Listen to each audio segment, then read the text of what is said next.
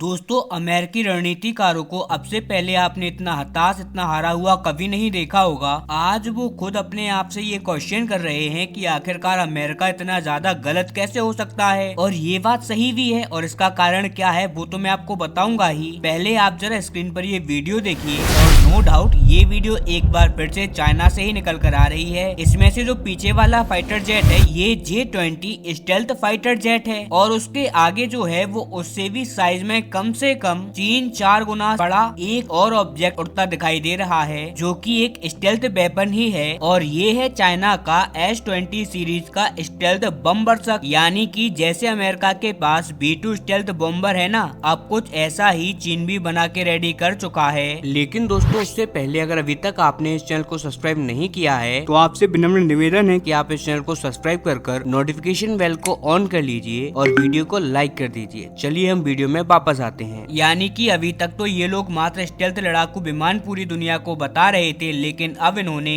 एक स्टेल्थ बम बरसक विमान भी बना लिया है। और जो लोग बम बरसक के बारे में नहीं जानते कि ये आखिरकार क्या होता है और किस कैटेगरी का हथियार होता है, तो उनके लिए मैं थोड़ा सा बता देता हूँ कि ये एक प्रकार का बहुत ही विशालकाय साइज का एक प्लेन होता है, जिसका काम होता है अपने साथ भारी मात्रा में हथियारों को लेके जाना, बहुत ही भारी मात्रा में विस्फोटक बम और परमाणु बमों को लेके जाना, और इसके उपरांत किसी भी दुश्मन कंट्री के अंदर घुसकर उसके ऊपर अंधाधुंध विनाश करना, उसके ऊपर बमबारी कर देना। और ये अपने साथ दर्जनों की संख्या में परमाणु बम लेके जा सकता है। किसी छोटे मोटे देश को तो ये चुटकियों में नष्ट कर सकता है। मात्र ये एक बम बरसक। अब आप जरा सोचिए, अगर आप उस बम बरसक को स्टेल्थ बना दो, यानी कि कोई भी रडार, कोई भी डिफेंस सिस्टम इसके बाद उसे पकड़ ही ना पाए, और जिस भी कंट्री के ऊपर वो बम बरसाएगा उस कंट्री को पता ही ना चले कि आखिरकार उसके ऊपर ये बम गिरे तो गिरे कहां से और किसने गिराए। इस तरीके का कुछ ये बम बरसक विमान होता है। और अब ये टेक्नोलॉजी चाइना के पास भी आ चुकी है, और वहीं चाइना का कहना है कि अब चाइना ने भी H-20 तैयार कर लिया है और उसे उड़ाकर पूरी दुनिया को दिखा भी दिया है। लेकिन नो डाउट अब आप सोच रहे होंगे कि यार ये टेक्नोलॉजी तो अमेरिका के पास ना जाने कब से है, उसके पास B-2 स्टेल्थ बॉम्बर है। बल्कि B-2 बॉम्बर को तो छोड़िए, उससे भी अच्छा अमेरिका बना के बैठा है B-21 रेडर, जो कि यहाँ पर 5th नहीं 6th जनरेशन की टेक्नोलॉजी के साथ आता है। तो ऐसे में अभी अमेरिका को क्या ही प्रॉब्लम होगी, तो दोस्तों उसे भी दिक्कत होगी। और उसके लिए आप सबसे पहले तो ये बात जान लीजिए, अप्रैल 2024 में अमेरिका के द्वारा एक बयान आया सबके सामने। वहाँ पर अमेरिकी मीडिया का कहना ये था कि H-20 स्टेल्थ बॉम्बर जो चाइना बना रहा है, ये हमारे लिए इतनी ज्यादा कंसर्न की बात नहीं है, ना ही हमारे लिए इतनी ज्यादा चिंता की बात है। हमारे लिए तो ये मात्र एक खिलौने की तरह है, और हम चाइना के इस H-20 को जरा भी सीरियसली नहीं लेते। लेकिन उसके कुछ ही महीनों के बाद खबर आती है कि चाइना अपने H-20 बॉम्बर को बहुत ही खतरनाक टेक्नोलॉजी के साथ डेवलप कर रहा है। उसे देखकर कहीं ना कहीं अमेरिका को थोड़ा सा डर लगा, लेकिन उसके बाद अमेरिका ने अपने आप को दिलासा दिया और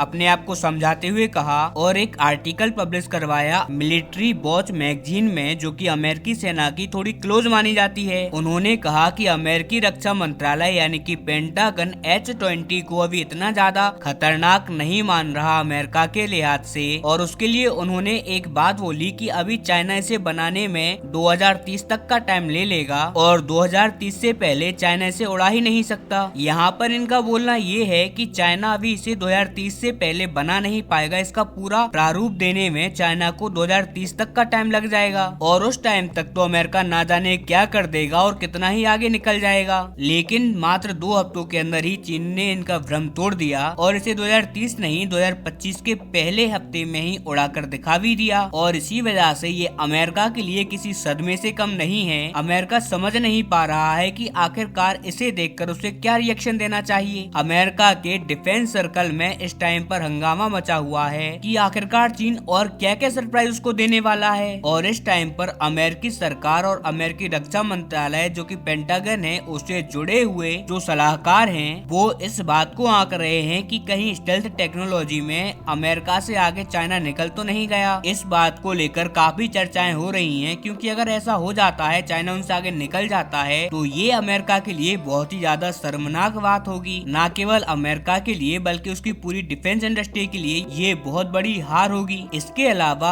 भारत के लिए भी ये बहुत ही ज्यादा कंसर्निंग खबर है, क्योंकि आज के टाइम पर भारत के पास एक भी ऐसा हथियार नहीं है जिससे कि वो चाइना के इन हथियारों का जवाब दे पाए। और वहीं चाइना हर दिन एक कोई ना कोई स्टेल्थ लड़ाकू विमान का सरप्राइज पूरी दुनिया को दे रहा है, अपने स्टेल्थ लड़ाकू विमान दुनिया को उड़ाकर दिखा रहा है। और इसीलिए अब भारत को भी जल्दी से जल्दी या तो एमका को तैयार करना होगा या फिर कहीं और से हमें कोई स्टेल्थ लड़ाकू विमान को खरीद कर लाना होगा, ताकि हम किसी भी तरीके से चाइना के 6th जनरेशन के लड़ाकू विमान और स्टेल्थ लड़ाकू विमान को काउंटर कर सकें, वरना ये भारत के भविष्य के लिए बहुत ही ज्यादा खतरनाक बात हो सकती है। वहीं अगर आप कमेंट कर ये बताओ तो मैं आपके लिए एक और डेडिकेटेड वीडियो लेके आ सकता हूँ, जिसमें मैं आपको बता दूंगा एक प्रॉपर एनालाइज के साथ कि आने वाले समय में कैसे चीन और अमेरिका के बीच में एक ऐसा युद्ध स्टार्ट होगा जैसा कि कभी सोवियत यूनियन के साथ उसका हुआ था, यानी कि मानव इतिहास की सबसे बड़ी आर्म रेस जो एक बार फिर से स्टार्ट होती दिख रही है। और अगर आप मुझे कमेंट करके बताओ तो मैं आपके लिए इस पर एक बहुत ही शानदार और डेडिकेटेड वीडियो लेके आ सकता हूँ। लेकिन तब तक आपको इस चैनल को सब्सक्राइब, लाइक और कमेंट करना नहीं भूलना है।